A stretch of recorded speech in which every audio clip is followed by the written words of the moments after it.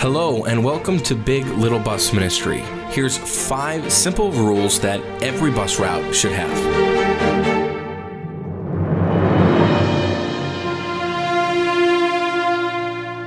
So 5 rules that every bus route or bus ministry should have. Now, this is not an extensive list whatsoever. You should probably have quite a few more than just these 5, but these are 5 that our bus routes here at North Platte Baptist Church do, and honestly, I think every bus route should do. 1 Corinthians 14:40 says, "Let all things be done decently and in order." Now, that says all. So that includes not only the church, but also the church bus. Just because it's a place where we have fun and we pack a bunch of kids on there and have some chaos sometimes, doesn't mean that the kids shouldn't learn to possess their vessels in sanctification and honor. We should always be teaching and helping the kids to control themselves and have an environment that honors and glorifies God. Number 1, there should be a boy side and there should be a girl side. On our bus, facing away from the bus driver, our boys are on the left and our girls are on the right.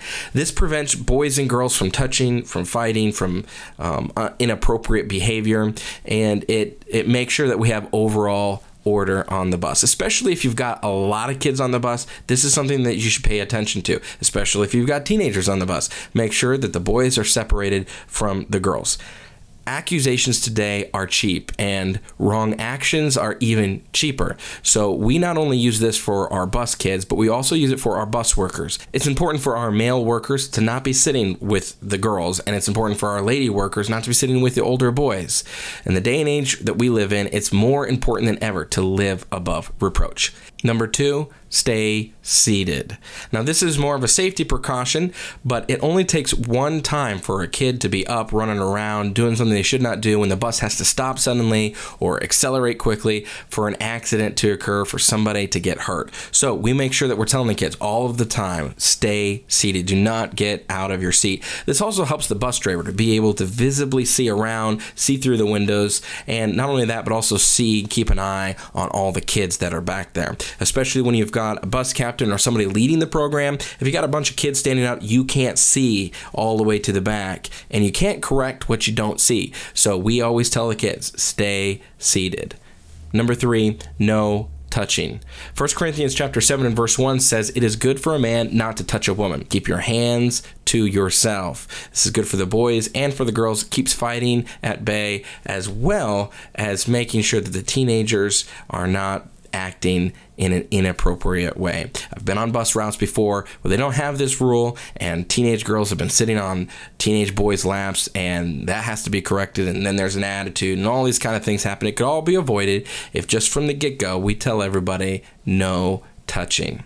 Number 4, no cursing. This should be an easy one for everybody to understand. We live in a day and age where vulgar and nasty language is common.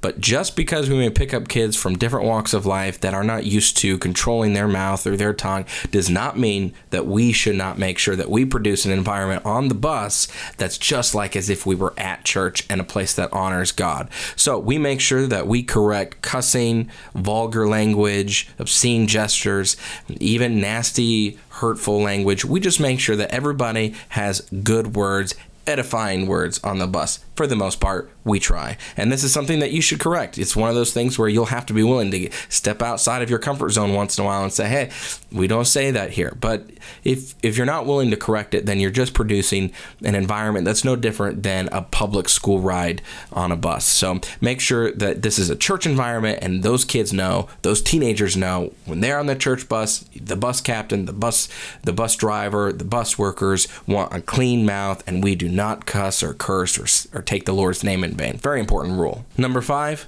no technology. No phones, no tablets, headphones, Nintendo Switches. It doesn't matter if it's technology. It's a no.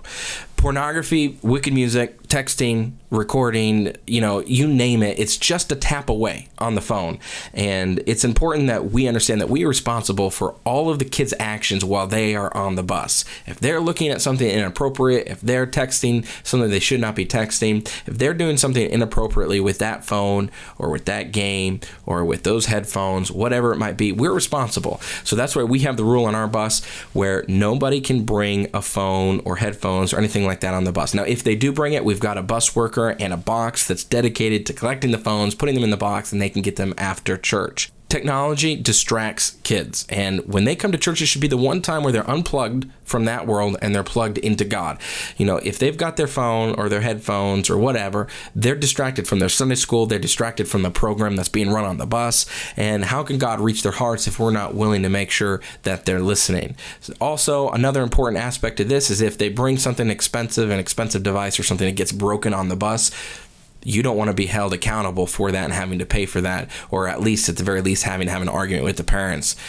Make sure that they keep the devices at home. One of the ways that we do this is we make sure that we tell the parents on the front end, we say, we don't have any technology on the bus, so make sure the parents have your contact information and make sure that you've got their contact information. If something is to happen, you need to get a hold of them, or if they need to get a hold of you, that needs to be clearly articulated. I've heard it once. If I've heard it once, I've heard it a million times where somebody's get on the bus, I'm like, oh, you can't bring that. And they're like, oh, my mom or my dad wants me to bring this phone. And I'll just tell them, well, we're going to take it away from you as soon as you get on the bus. Your parents have our contact information and we've got theirs. If you need to go hold of them, come to us, but you're not allowed to have your phone. Plus, it keeps it from going off in the middle of the service. Now, these rules are great and all, but they're only as good as they are enforced. And it's going to take a lot of work to enforce these, and you have to be willing to correct the kids, to pay attention to them. Sometimes I take promotions away. At the worst case scenario, they get suspended.